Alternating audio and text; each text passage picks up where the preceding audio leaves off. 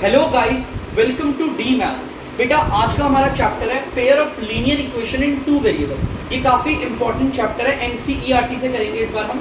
तो हम इसका पहले बेसिक्स पढ़ेंगे। इंपॉर्टेंट चैप्टर इसलिए है, क्लास 10th में यही चैप्टर आपके आगे भी काम आएगा, तो इस चैप्टर को पढ़ेंगे। अच्छा है, ईजी है। तो पहले हम इसका बेसिक्स पढ़ते हैं। मैं आपको इसका बेसिक्स बताऊंगा। सबसे पहले हम लोग इस चैप्टर की पूरी हेडिंग, जो कंप्लीट हेडिंग है ना, उसको एक बार देख लेते हैं। Pair of linear equation in two variable, ये होता क्या है, सबके बारे में एक एक करके बात करते हैं, डिस्कस करते हैं। सबसे पहले तो बच्चों आपको पता है पेयर का मतलब क्या होता है, आप सब जानते हो। पेयर का मतलब होता है जोड़ा। जोड़ा मतलब जिसमें दो चीजें इन्वॉल्व होती है ना। चलिए, लीनियर का मतलब क्या होता है? लीनियर का मतलब होता है बच्चों जिसमें वेरिएबल की पावर 1 होती है। जो वेरिएबल होता है आपका, उसकी जो पावर होगी वो आपकी 1 होगी। ये होता है लीनियर का मतलब। इक्वेशन तो आप जानते ही होंगे, इक्वेशन का मतलब होता है आपका इक्वल का साइन।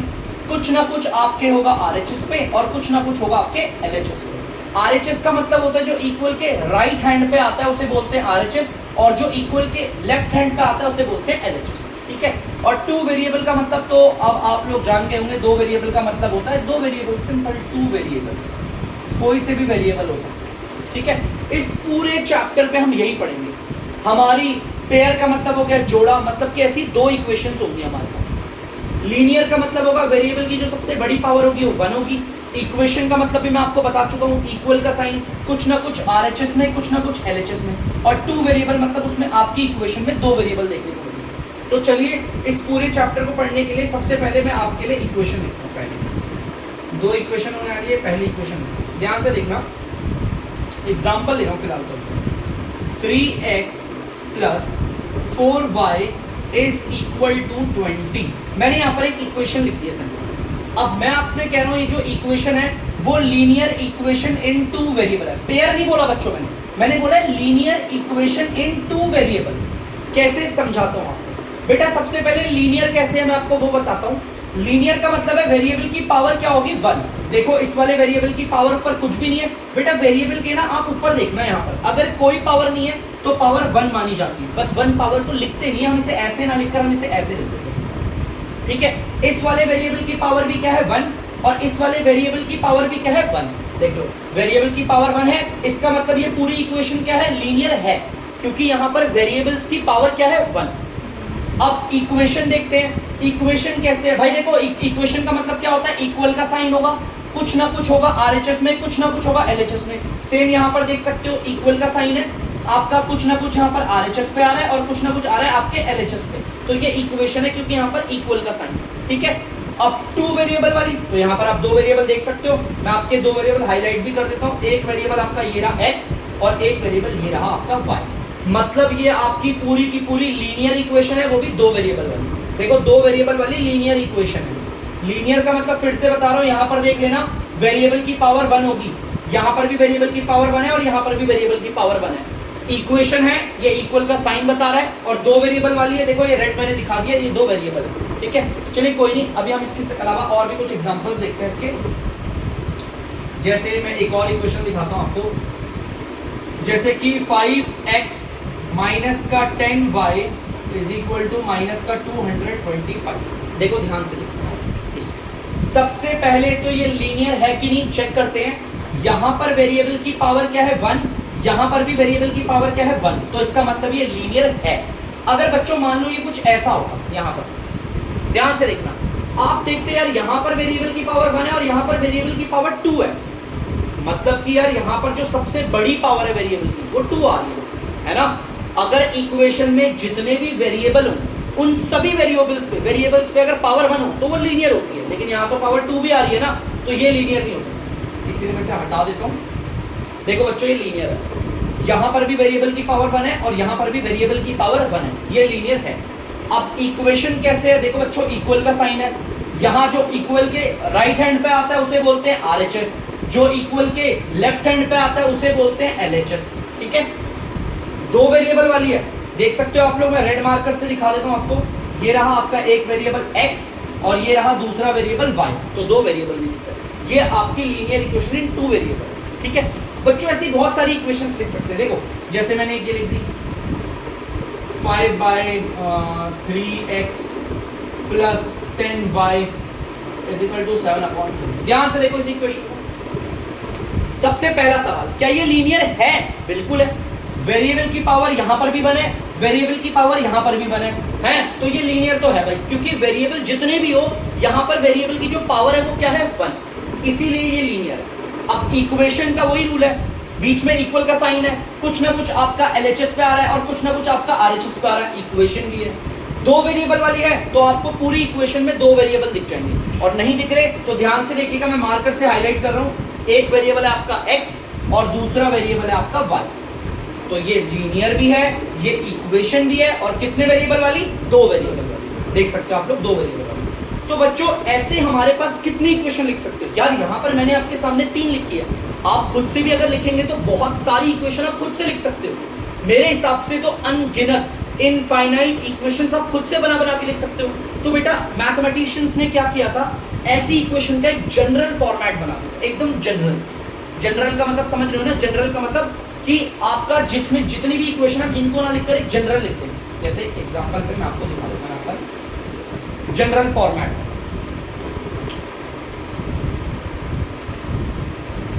जनरल फॉर्म कह लो, जनरल फॉर्म। तो देखो जनरल फॉर्म क्या है, ध्यान से देखिएगा बच्चों।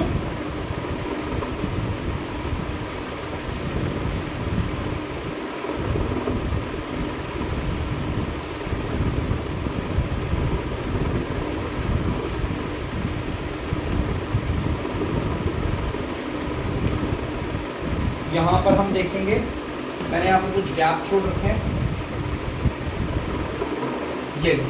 ये है आपकी पूरी की पूरी जनरल इक्वेशन। अब आप बोलोगे सर ये काफी कंफ्यूजन लग रही है, तो टेंशन मत लीजिएगा, देखो आपकी सारी कंफ्यूजन दूर करता है। यहां पर ये जनरल फॉर्म है, किसकी जनरल फॉर्म है? लीनियर इक्वेशन इन 2 वेरिएबल की। मैं लिख देता हूं यहां पर, ये जनरल फॉर्म किसकी है? लीनियर इक्वेशन इन 2 वेरिएबल। अब इसे एक बार बता दो, आप लोगों ने क्लास 9 में पढ़ा भी होगा, ठीक है? नहीं पढ़ा तो कोई बात नहीं, यहां पर देखिएगा। सबसे पहले तो मैं देखूंगा ये लीनियर। सबसे पहले ना मैं आपका एक डाउट क्लियर कर दूंगा। इस इक्वेशन में बहुत सारे बच्चों को ऐसा लग रहेगा कि सर यहां पर तो 5 वेरिएबल है। सर 1 2 3 4 5 वेरिएबल भी अगर किसी को नहीं पता तो टेंशन मत लेना, बड़ा आसान है। वेरिएबल का मतलब ए से लेकर जेड तक जो अल्फाबेट होते हैं ना, ए से लेकर जेड तक, उन्हें वेरिएबल कहते हैं मैथ्स में। तो यहाँ पर आप सबको इस पूरी इक्वेशन में वेरिएबल 5 दिख रहे होंगे। तो बच्चों वेरिएबल 5 नहीं है, सिर्फ ग्रीन वालों को वेरिएबल बोला हुआ, सिर्फ ग्रीन वालों को। देखो मैं जिन्हें वेरिएबल बोला एक बार उनके नीचे में लाइन भी लगा रहा हूं, ठीक है? इसका मतलब ये a, x, b, y और c, इन पांचों में वेरिएबल सिर्फ 2 हैं, एक है आपका x, एक है आपका y। अब दूसरा सवाल बच्चों का ये उठता है कि सर a, b, c फिर क्या है? अगर ये वेरिएबल नहीं है तो सर ये क्या है? मैं आपको सबके बारे में बताऊंगा। सबसे पहले ये लीनियर इक्वेशन है कि नहीं चेक करते हैं। लीनियर के लिए क्या करेंगे? वेरिएबल की पावर क्या होनी चाहिए? 1। फिर से मैं बोल रहा हूं वेरिएबल की पावर देखेंगे, वेरिएबल की। ये सारे वेरिएबल नहीं है तो वेरिएबल की देखो यहां भी पावर 1 है और यहां भी पावर 1 है, इसका मतलब ये लीनियर तो है, ठीक है? कोई डाउट तो नहीं है, ये लीनियर है। अब इक्वेशन के लिए देखो इक्वल का साइन दिख गया, इक्वेशन भी है। 2 वेरिएबल वाली है तो मैंने आपको बताया वेरिएबल कौन है जिनमें मैंने ब्लैक मार्कर से अंडरलाइन कर रखा है। तो बच्चों वेरिएबल आपके 2 ही हैं, ठीक है? तो ये लीनियर भी है, इक्वेशन भी है, वो भी 2 वेरिएबल वाली। लीनियर इक्वेशन है कितने वेरिएबल वाली? 2। अब दिक्कत है सर ए, बी और सी क्या? बेटा ध्यान से सुनना, ये जनरल फॉर्मेट है। मैं x के साथ कौन सा नंबर रखूं? अगर मान लो मैंने ऐसे करा होता 10x प्लस 5y प्लस यहां पर मैं लिख देता 10 इज इक्वल टू 0, तो आप सोचते कि ये जनरल फॉर्मेट है, और जनरल फॉर्मेट ये कहता है कि x के साथ हमेशा 10 आएगा। अगर मैं इसे जनरल फॉर्मेट घोषित कर दूं तो जनरल फॉर्मेट का मतलब है x के साथ हमेशा 10 आएगा। क्या आएगा? 10। तो बेटा ऐसा कभी नहीं होता, x के साथ तो कुछ भी आ सकता है, कोई भी नंबर आ सकता है। यहाँ 5 आ सकता है, 6 आ सकता है, 7 आ सकता है, 8 आ सकता है, 5/2 आ सकता है, √2 आ सकता है, कुछ भी आ सकता है ना। इसी वजह से हमने वहां पर a लगा रखा है, ठीक है? यहाँ पर a का मतलब क्या है? जो x के साथ नंबर आएगा उसको हमने a से रिप्रेजेंट कर रखा है, और जो y के साथ नंबर आएगा उसे हमने b से रिप्रेजेंट कर रखा है, और ये वो नंबर है जो बिना वेरिएबल वाला है। अब मैं आपको इन सबके बारे में बताता हूँ एक एक करके। बेटा a आपका क्या है? ध्यान से देखना, a आपका है कोएफिशिएंट ऑफ x। मतलब कि x का साथी। कोएफिशिएंट का मतलब, कोएफिशिएंट ऑफ x का मतलब है x के साथ कौन है। आप खुद देखो, इसको देखो, ये a, ध्यान से देखना, मैं बनाता हूं आपके सामने। यहां पर ये x है और यहां पर बच्चों a है। बताओ x के साथ कौन है। आप सिंपल बोलोगे a। अब इसे मैथमेटिकल लाइन में बोलते हैं कोएफिशिएंट ऑफ x, मतलब x के साथ कौन है। कोएफिशिएंट ऑफ x का मतलब ये x का साथी है, ठीक है। x के साथ जो आता है उसे हम a कहते हैं। और यहां देखना बच्चों, b क्या है आपका, कोएफिशिएंट ऑफ y, ये y का साथी है। जो y के साथ आता है उसे हम क्या बोलते हैं, b। और एक ऐसा नंबर जो बिना वेरिएबल के साथ हो, जिसके साथ कोई वेरिएबल ना। देखो ये भी एक नंबर है, लेकिन आपके x के साथ है इसलिए हमने इसे कोएफिशिएंट ऑफ x बोला है। यहाँ पर भी एक नंबर आता है इस b पर भी, और वो y के साथ है इसलिए हमने उसे कोएफिशिएंट ऑफ y बोला है। लेकिन ध्यान से देखो, c के साथ कोई भी वेरिएबल नहीं है। ध्यान से आप लोग देख सकते हो, c के साथ कोई भी वेरिएबल नहीं है। अगर किसी नंबर के साथ कोई भी वेरिएबल ना हो उसे बोलते हैं कांस्टेंट टर्म। कांस्टेंट टर्म बोलते हैं। इस चीज को याद रखना, it is very very important बच्चों, ध्यान से याद रखना। अब मैं आपके सामने बहुत सारी इक्वेशंस लिखूंगा, देखना ध्यान से। एग्जांपल के तौर पे हम बहुत सारी इक्वेशन लिखेंगे। जैसे पहली 9x प्लस का 5y और प्लस का 10 इज इक्वल टू 0। मैंने आपके सामने जो इक्वेशन लिखी है, मैं फिर बोल रहा हूँ, ये इक्वेशन लीनियर है, क्योंकि वेरिएबल की जो पावर है आप देख सकते हो वो 1 है, इसीलिए ये लीनियर है। इक्वेशन क्यों है, इक्वल का साइन है। और दो वेरिएबल वाली आप साफ देख के बोल सकते हो, हाँ सर ये दो वेरिएबल वाली है। इस पूरी इक्वेशन में दो वेरिएबल, एक x आ रहा है और एक y आ रहा है। क्लियर है पक्का। अब ध्यान से सुनना आप, ये पूरी की पूरी इक्वेशन है। अब मैं आपसे बोलूंगा, ये आपकी जनरल फॉर्मेट पे बैठती है। जितनी भी हमारी लीनियर इक्वेशन दो वेरिएबल वाली होगी, उनकी जनरल फॉर्मेट ये है। जनरल फॉर्मेट का मतलब, ध्यान से देखना, जनरल फॉर्मेट हमें बहुत सारी चीजें बताती है। जनरल फॉर्मेट कहता है जो x के साथ होगा उसे क्या बोलेंगे, a। देखो कौन x, ये रहा x के साथ ये है ना, तो बच्चों ये होगा आपका a।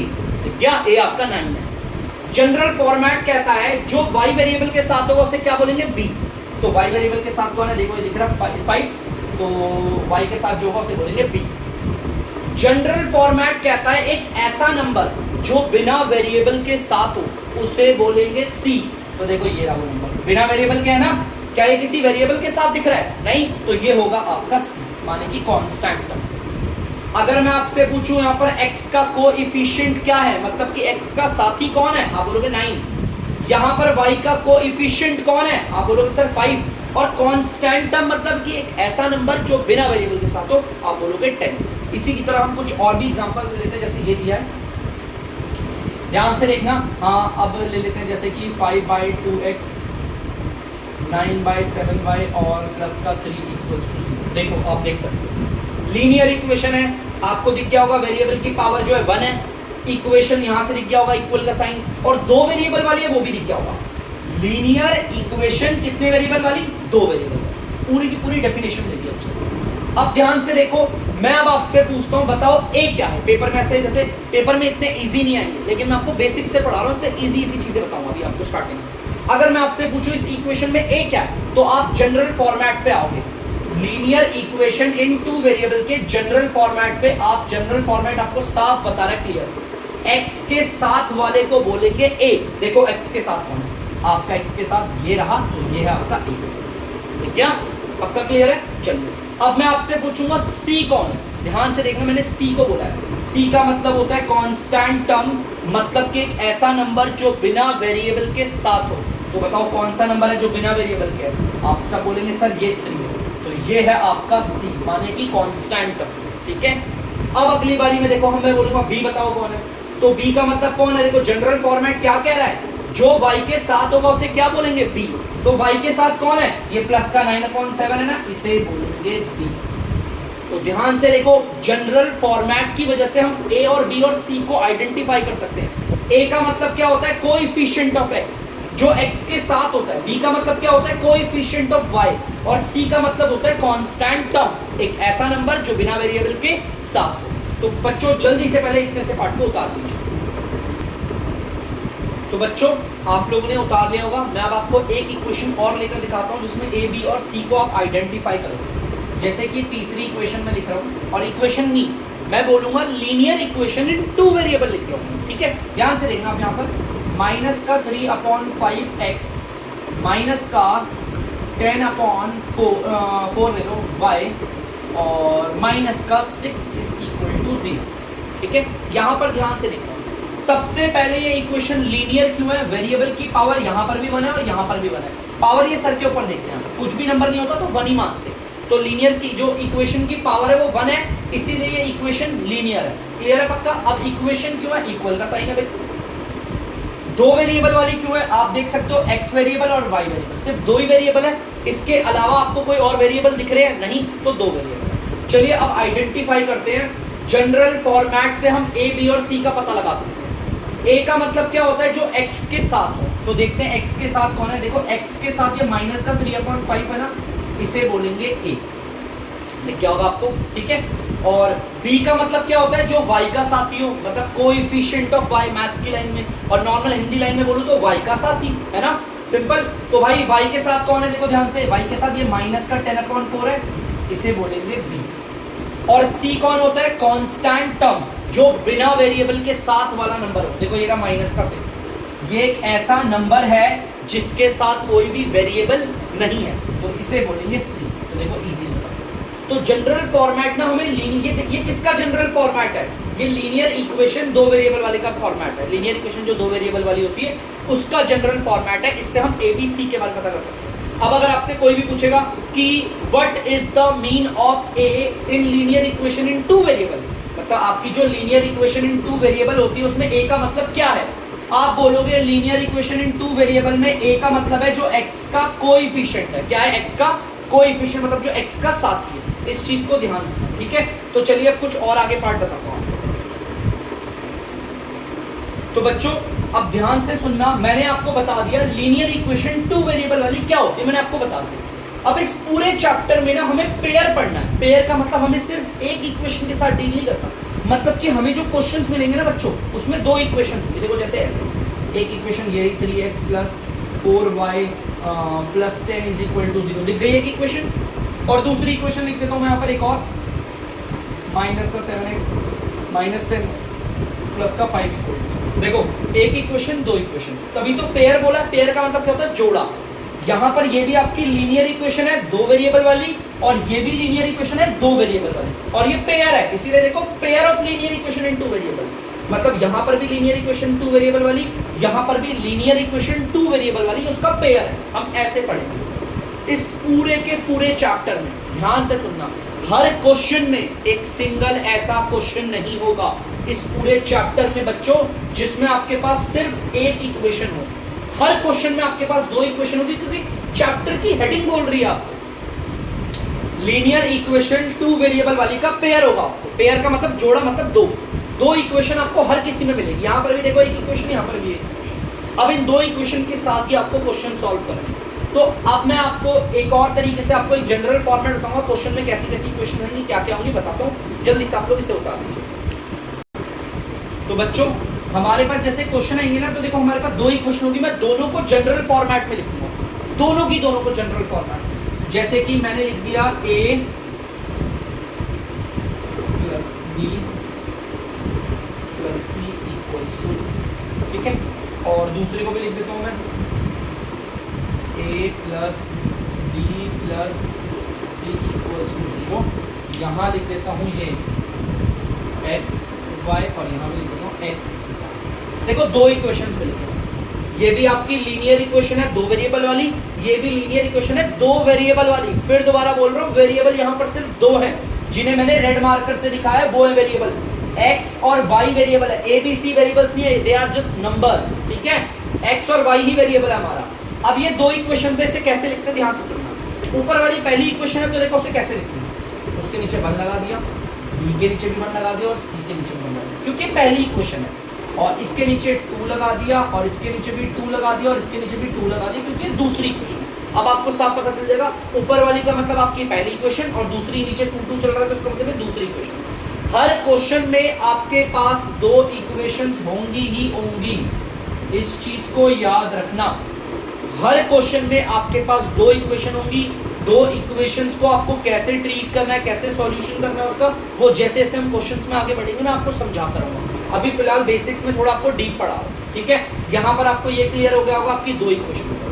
अब मैं ना आपको एक चीज बताऊं, जैसे कि मान लो ये इक्वेशंस है, अब आपको पता है आप लोगों ने क्लास 9th में ना चैप्टर पढ़ा था, तो पेयर नहीं था, सिर्फ इतना था बच्चों, ध्यान से देखना, लीनियर इक्वेशन इन 2 वेरिएबल पढ़ा आपने अभी तक। आपने क्लास 9th में पढ़ा था लीनियर इक्वेशन इन 2 वेरिएबल, लीनियर इक्वेशन 2 वेरिएबल वाली। अब उस इक्वेशन को ना कभी भी इस इक्वेशन को ग्राफ पे दिखाते हैं, ग्राफ बोल लो, कार्टेशियन प्लेन बोल लो, लेट सपोज ये रहा, देखो ध्यान से देखो, जो कार्टेशियन प्लेन बना रहा हो या फिर बोल लो ग्राफ बना रहा हो। आप सबको पता है ये आपकी एक्स एक्सिस है, ये जो हॉरिजॉन्टल वाली है आपकी एक्स एक्सिस है, और ये जो वर्टिकल सीधी आ रही है ऐसे खड़ी हुई, इसे हम वाई एक्सिस कहते हैं। और ये दोनों एक्स एक्सिस और वाई एक्सिस जहां पर टकराती है उसे ओरिजिन बोलते हैं और ओ से डिनोट करते हैं। अब बेटा ध्यान से सुनना, कुछ लोग इसे ग्राफ कहते हैं, कुछ लोग इसे कार्टेशियन प्लेन कहते हैं, है ना। अब मेरा सवाल सुनना, मैं आपको क्या बोल रहा हूँ कि ये जो आपकी पहली वाली इक्वेशन है ना, लीनियर इक्वेशन 2 वेरिएबल वाली, अगर इस इक्वेशन को ग्राफ में दिखाऊं तो डायग्राम बनेगा कैसा? सर डायग्राम ऐसा कर्व बनेगा, डायग्राम ऐसा डाउनवर्ड कर्व बनेगा, सर डायग्राम ऐसा ऐसा बनेगा, सर डायग्राम ऐसे ट्राइंगल बन सकता है, डायग्राम ऐसे लाइन सेगमेंट बन सकता है, सर डायग्राम रे बन सकता है, कैसा बनेगा डायग्राम? बेटा ध्यान से सुनो, मेरा सवाल काफी ज्यादा इंपॉर्टेंट है कि अगर आपकी ये ऊपर वाली इक्वेशन, ऊपर वाली नीचे वाली कोई सी भी ले लो, अगर मैं इस ऊपर वाली इक्वेशन लीनियर इक्वेशन 2 वेरिएबल वाली को अगर मैं इसे ग्राफ में शो करूं तो कैसा डायग्राम बनेगा? जब भी किसी इक्वेशन को ग्राफ में शो करते हैं तो डायग्राम्स बनते हैं। सर इसका चित्र कैसे बनेगा? मैं कैसे चित्र को देखकर बता सकता हूं कि सर ये तो लीनियर इक्वेशन 2 वेरिएबल वाली का है, सर ये लीनियर इक्वेशन 1 वेरिएबल वाली का है, सर ये लीनियर इक्वेशन 3 वेरिएबल वाली का, कैसे? तो मैं बताता हूं। जब भी आप कभी किसी इक्वेशन को ग्राफ में शो करोगे ना, किसी इक्वेशन को नहीं, लीनियर इक्वेशन 2 वेरिएबल वाली को, ये कौन सी इक्वेशन है? देखो लीनियर इक्वेशन है ना, वेरिएबल की पावर 1 है और 2 वेरिएबल वाली। जब कभी आप ऐसी इक्वेशन को ग्राफ पे शो करोगे तो हमेशा डायग्राम बनेगा एक लाइन का।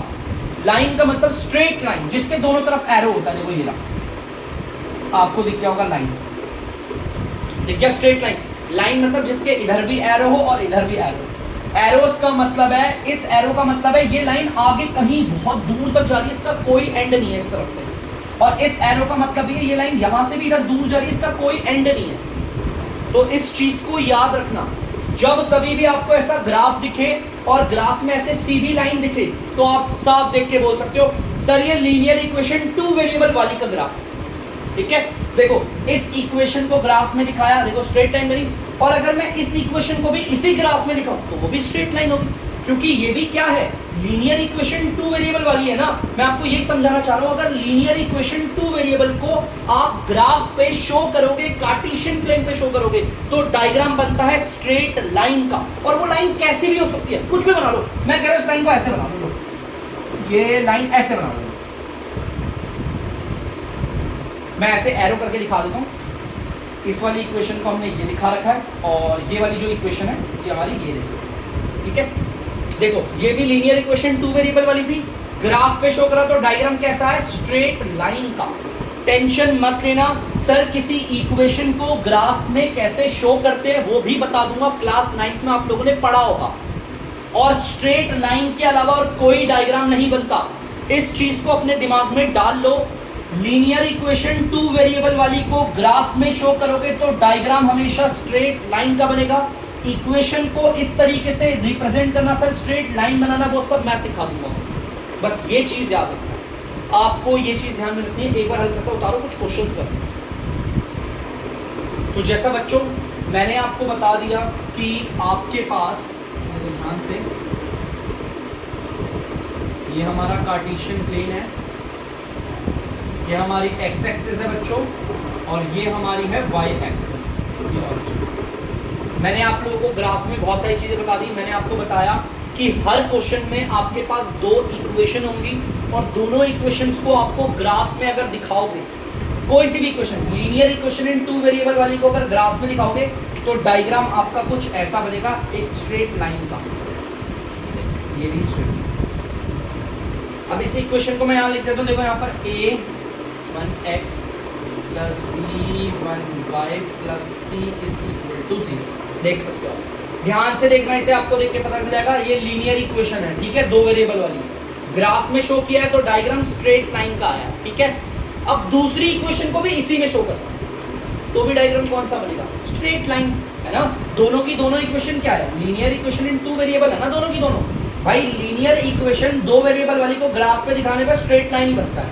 अब मैंने दूसरी इक्वेशन दिखाई तो देखो क्या हुआ, ये ऐसे बना। अब आप बोलोगे सर दोनों इस वाली इक्वेशन का ग्राफ ये रहा और इस वाली इक्वेशन का ग्राफ में यहाँ ये इक्वेशन ये रही a2x plus b2y plus c equal to 0। मैंने दिखा दिया भाई, इस इक्वेशन का ग्राफ ये रहा और इस इक्वेशन का ग्राफ ये रहा, और इन इक्वेशंस का ग्राफ हमेशा स्ट्रेट लाइन होगा, क्योंकि मैंने एक ही कार्टेशियन प्लेन पे दोनों को दिखाया, दोनों इक्वेशंस के ग्राफ को दिखाया, और जब इनके ग्राफ को दिखाया तो ये स्ट्रेट लाइन जो है वो आपस में टकरा गई। क्या हो गई, टकरा गई। अब मैं आपको यही समझाऊंगा, याद रखना एक चीज, जब कभी भी आप एक ही कार्टेशियन प्लेन पे दोनों इक्वेशंस को दिखाओगे तो क्या क्या चीजें हो सकती है, तो उसके लिए ध्यान से सुनना। मैंने आपके सामने ऐसे बना दिया, तो मैं एक काम करूंगा, इसे मिटा भी दूंगा बाद में। देखो अब एक और बनाता हूं,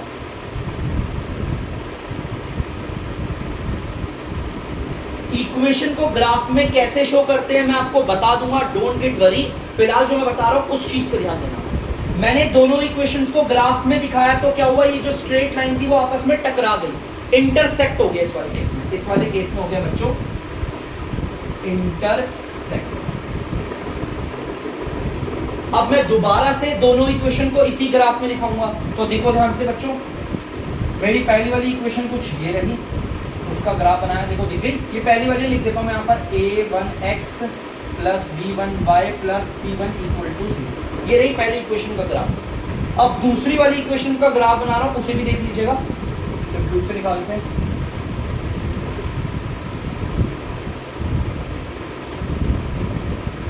ये मेरी दूसरी इक्वेशन का ग्राफ है, ये दूसरी इक्वेशन लिख देता हूं मैं a2x b2y plus c2 equal to 0। ये मेरी दूसरी इक्वेशन का ग्राफ है। अब आप पहली इक्वेशन का ग्राफ देखो और दूसरी इक्वेशन का ग्राफ देखो, ये दोनों लाइनें आपस में टकरा रही है, पैरेलल है। देखो दोनों की दोनों आपस में पैरेलल है।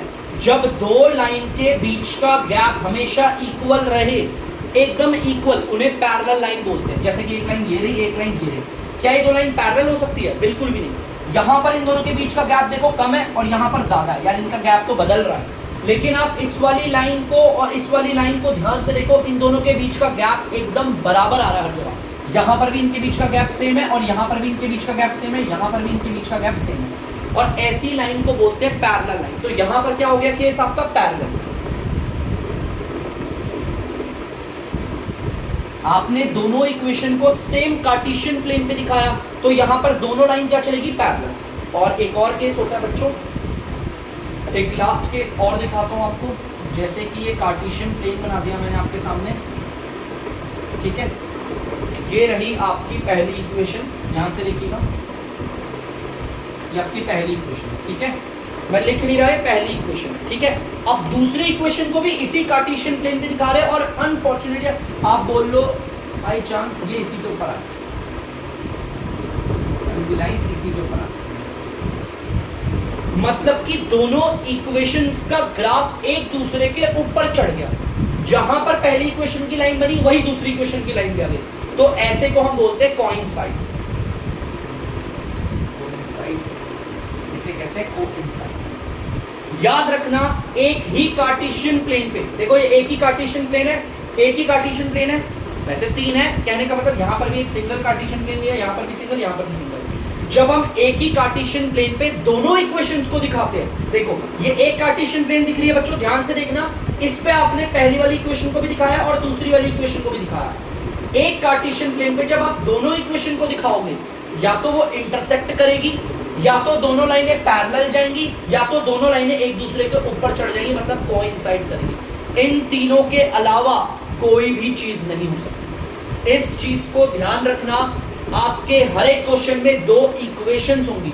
मैंने आपको बताया चैप्टर का आप हेडिंग पढ़ लीजिए, pair of linear equation in two variable, मतलब कि हमारी जो लीनियर इक्वेशन दो वेरिएबल वाली होगी उसका पेयर होगा हमारे पास, माने कि दो इक्वेशंस होगी, दोनों इक्वेशंस को सेम ग्राफ पे दिखाएं, दोनों लीनियर इक्वेशन टू वेरिएबल को अगर सेम ग्राफ पे दिखाएं, या तो लाइन आपस में टकरा जाती हैं जिसे हम कहते हैं इंटरसेक्ट, या तो दोनों लाइनें आपस में पैरेलल हो जाती हैं, मतलब टकराएंगी नहीं बिल्कुल, उनका गैप सेम होगा पैरेलल, या तो दोनों लाइनें एक दूसरे के ऊपर चढ़ जाती है जिसे बोलते हैं कोइंसाइड या कोइंसाइड, ठीक है।